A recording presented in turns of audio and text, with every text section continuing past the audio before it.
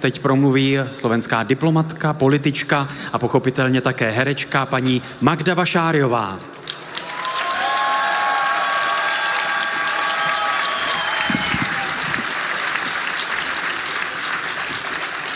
Dobrý deň vám prajem všetkým, ktorí ste sem prišli. Dovolte mi na začiatok, aby okrem poľského hlasu, ukrajinského hlasu, tu zaznel aj slovenský hlas. A prosím vás,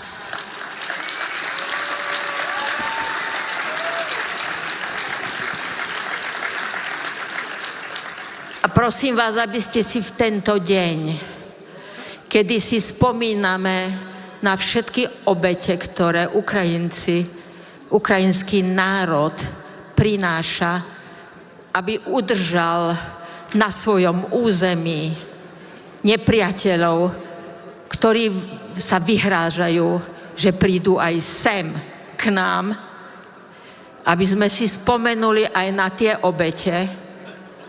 obete tých, ktorí chcú bojovať aj u nás za pravdu, lásku a slobodu.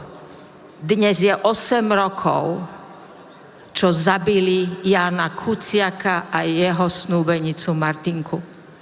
Spomeňte si na nich, pretože tie obete už sú aj tu. A my musíme všetko urobiť preto, aby sme v obnovenom procese našli človeka, ktorý na to u nás, na Slovensku, dal príkaz.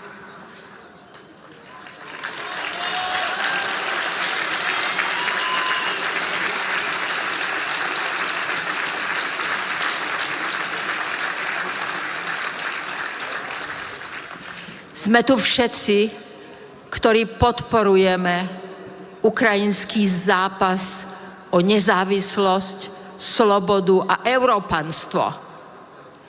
Ale ako sme počuli, aj tu medzi nás sa votrú ľudia, ktorí sú ovplyvnení tými najhoršími propagandistickými lžiami, klamstvami.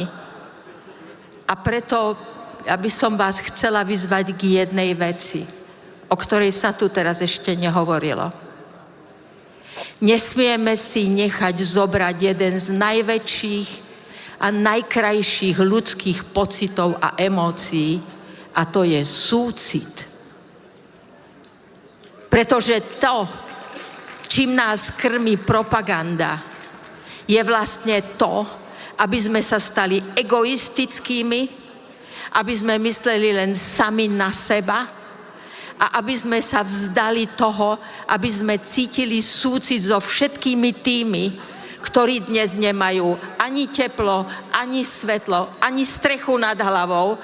Naopak, počujú denne rakety a proste všetky tie zvuky a nemôžu ani spať. Na tie deti, ktoré sa musia učiť v metre, na ľudí, ktorí mrznú v zime a nevedia, aká bude ich budúcnosť.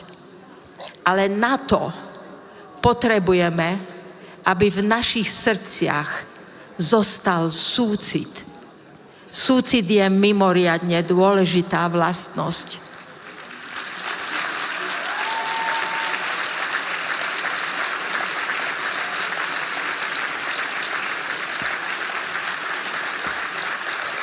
A vy všetci, ktorí tu stojíte, tomu rozumiete, pretože vy ste soľou tejto zeme.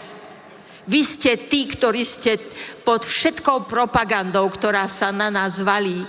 Vy ste ten súcit nestratili. A ja si to mimoriadne vážim a preto som k vám prišla.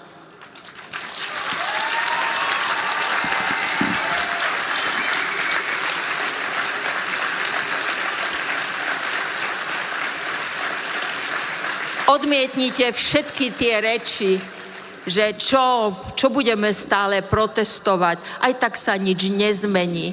Pošlite do hája takýchto ľudí. My už si to nemôžeme dovoliť takýmto spôsobom sa nechať oklamať a zase si sadnúť do záhradok alebo kam, My teraz začíname veľmi dôležitý boj. My tu, nie len tým, že chceme podporovať Ukrajinu, že sa skladáte na veci, že vlastne držíme tú Ukrajinu teraz už len my, Európania. Však Američania prestali podporovať Ukrajinu. Hanba im.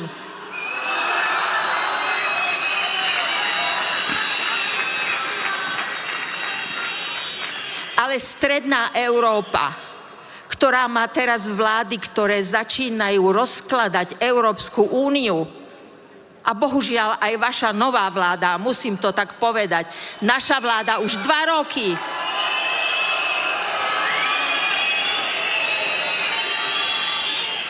a maďarská vláda už 12 rokov.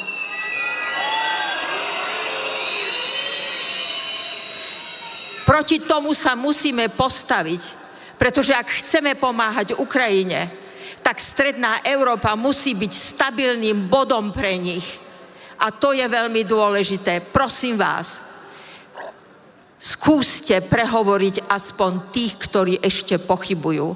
Pretože tí, čo už spadli do toho víru propagandy, tí sú naveky stratení.